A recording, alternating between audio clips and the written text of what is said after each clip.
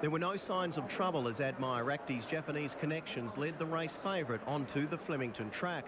But as the field turned for home, it was clear something had gone amiss.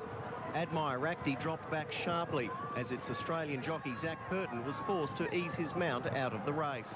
And last to finish is Admire Rakti.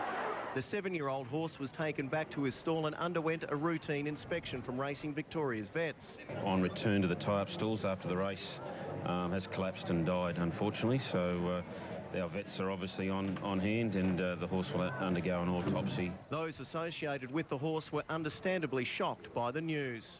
You've just advised the connections behind closed doors. What was their reaction? They're representatives of the Japan Racing Association, so obviously they're very saddened. A post-mortem will be conducted to determine the exact cause of death. It was a sudden death syndrome. It does happen very, very rarely in racehorses. I think our incidence in Victorian racing is something like 0.007%, so it's a freak accident. It's very sad for the connections. So a very disappointing footnote to the event today, but it's just very unfortunate when it happens at such a high-profile event.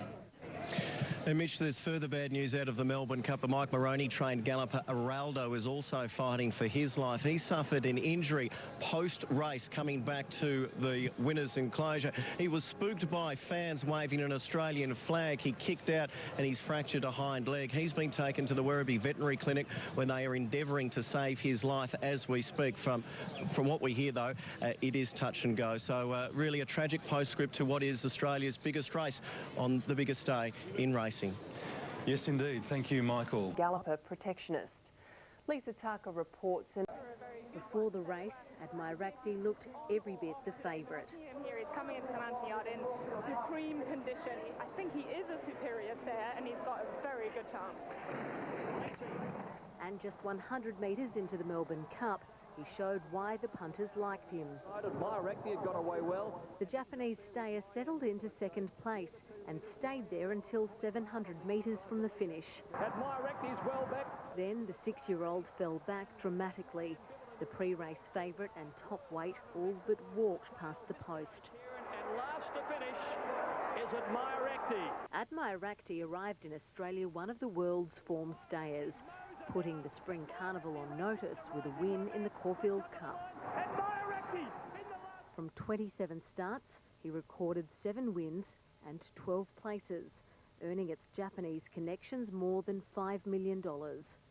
Racing Victoria's chief vet released a brief statement expressing sympathy, but as yet, few answers. The exact cause of death is yet to be determined, it reads, although the circumstances of the horse's passing are very rare.